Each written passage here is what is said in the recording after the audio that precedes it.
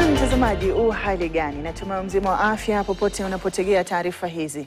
Karibu ni kujuzi yaliyoibuka na kugonga vichwa vya habari, ikiwa maeneo ya jiji la Nairobi na maeneo mengine kwenye kaunti zote 47. Karibu, jina langu ni Hadia Mwasiwa. Naam, kwenye sehemu hii ya kwanza tutakuwa na kujuza kuhusiana na masuala yanayogonga vichwa vya habari, lakini hapo baadaye kwenye sehemu ya pili tutakuwa tunaingia katika sehemu ya mazungumzo, na leo tutakuwa tunaangazia uhalifu chini ya miaka 18. Kumekuwa na visa ambavyo vimeongezeka vya vijana na watoto kufanya shughuli za uhalifu ama kufanya matukio ya uhalifu ambayo yanahitaji ama yanavunja sheria. Kwa upande mmoja au mwingine tutakuwa tunahusisha wadau ambao watakuwa wanatueleza zaidi kuhusiana na mchakato mzima wa kurekebisha tabia ya watoto chini ya miaka 18, na pia vile vile wakati kesi hizi zinafikishwa mahakamani, shughuli ya kuamua kesi hizi inakwendaje.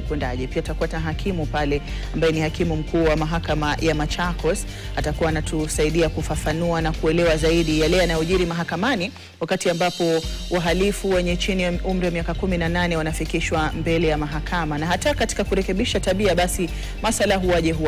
Hayo yote yatakuwa nakujia katika sehemu ya pili, ya 3 na ya 4, kwa hivyo nakusihi usiende mbali. Lakini kabla ya hayo tuanze taarifa ambapo tunaanza na hili ambapo maonyesho ya 25 ya vyama vya ushirika na kampuni ndogo Afrika Mashariki yamemalizika rasmi jana jioni, huku wito ukitolewa kwa sekta hiyo katika kanda ya kutambuliwa na vile vile kuungwa mkono inavyostahili ili iweze kuchukua nafasi yake katika kuendeleza uchumi wa kanda. Akizungumza wakati wa hafla ya kufunga rasmi, waziri wa ushirika na maendeleo ya vyama vya ushirika katika taifa la Kenya, Wycliffe Oparanya, alisema kuwa tumaini pekee la kanda ya Afrika Mashariki kukabiliana na ukosefu wa ajira na vile vile hususan kwa vijana kukumbatia ujasiriamali na umuhimu zaidi katika kufungua ujasiriamali wa vijana.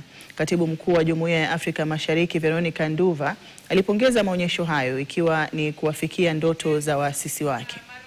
Kutoka mwaka wa 77 kwa sababu ya malengo manne, lakini mawili kati ya malengo ilikuwa ni soko la pamoja na umoja wa forodha. Tulipo hapa siku ya leo tunaona hizi biashara ndogo zinaendelea hapa, inathibitisha kwamba maono ya wale waanzishi wa jumuiya yalikuwa ni ya kufana.